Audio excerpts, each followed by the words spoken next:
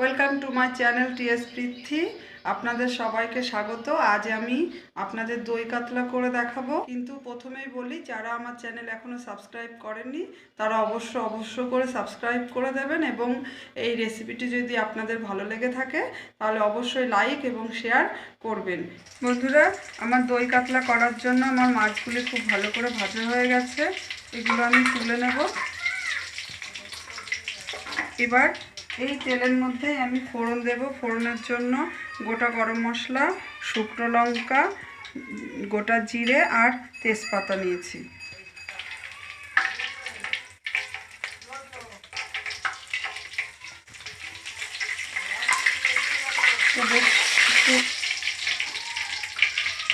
এর মধ্যে দিয়ে দেব আমি পেঁয়াজ কুচি।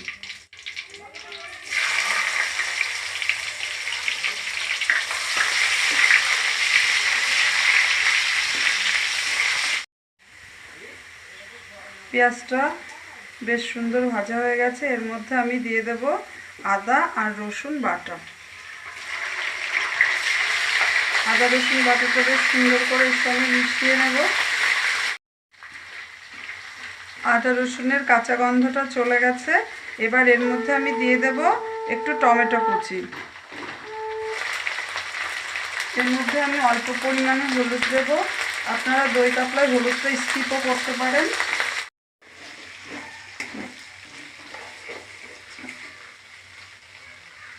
মশলাগুলো খুব সুন্দর করে কষানো হয়ে গেছে। এবার এর মধ্যে আমি কিছু শুকনো মশলা দিয়ে দেব। জিরে গুঁড়ো, ধনিয়া গুঁড়ো, লাল লঙ্কার গুঁড়ো আর গোলমরিচের সামান্য একটুখানি গুঁড়ো একসঙ্গে আমি দিয়ে দিলাম। এর মধ্যে আমি কটা চিড়ে রাখা কাঁচা লঙ্কা দিয়ে দিচ্ছি। ঝালটা সম্পূর্ণ আপনাদের উপর নির্ভর করবে, আপনারা কেমন ঝাল খাবেন। এটা একটু নাড়িয়ে নিয়ে এর মধ্যে আমি দিয়ে দেব 4-5টা কাজু বাদাম বাটা আর সামান্য একটুখানি চারমগজ আমি বেটে রেখেছিলাম, সেইটা আমি দিয়ে দিচ্ছি। একসঙ্গে বেটে রেখেছিলাম আমি। এবার এর মধ্যে আমি দিয়ে দেব আমি একটু দই, তার মধ্যে 1 চামচ চিনি দিয়ে আমি ফেটিয়ে রেখেছিলাম। এইটা এর মধ্যে আমি দিয়ে দেব।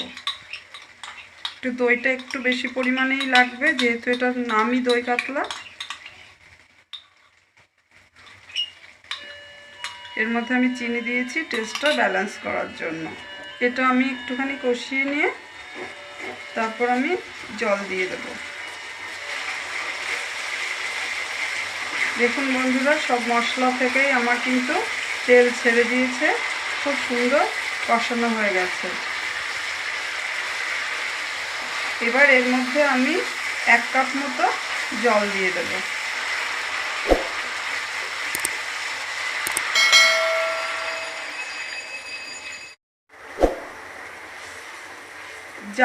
জলটা খুব সুন্দর জাল হয়ে গেছে। এবার এর মধ্যে আমি ভেজে রাখা যে মাছের টুকরোগুলো ছিল সেগুলো দিয়ে দেব।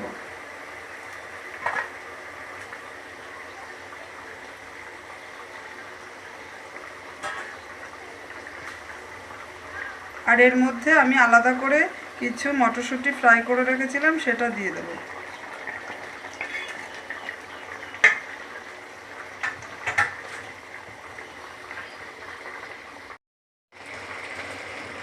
এ দেখুন বন্ধুরা, আমি 2 মিনিট জাল দেওয়ার পর এরকম অবস্থা এসছে। এবার মাছগুলো আমি ওপিঠ উল্টে দেবো, যাতে ভালোভাবে মাছের সব পিঠেই এই মশলাগুলো ভালোভাবে যায়।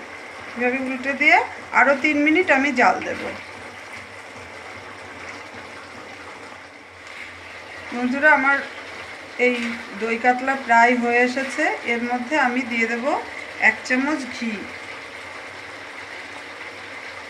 এই ঘিটা দেওয়ার পর আর মিনিটখানিক জাল দেব। এই দেখুন বন্ধুরা, আমার দই কাতলা কি সুন্দর হয়ে গেছে।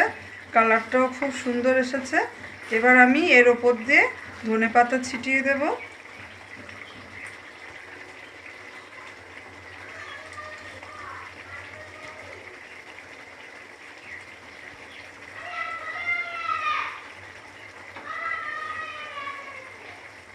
আর আমি অল্প একটু গরম মশলা ছিটিয়ে দিয়ে আমি গ্যাসটা বন্ধ করে দেব। আমার দই কাতলা রেডি। এবার আমি আপনাদের তুলে দেখাচ্ছি। এই দেখুন বন্ধুরা, কি সুন্দর কালার এসছে দই কাতলার। আপনারা ঠিক এইভাবেই রেসিপিটা করে বাড়িতে খেয়ে দেখবেন, আর কেমন লাগলো অবশ্যই আমাকে কমেন্ট বক্সে জানাবেন যে আমার এই রেসিপিটা আপনাদের কেমন লাগলো। তো আপনারা ভালো থাকবেন, সুস্থ থাকবেন। নমস্কার।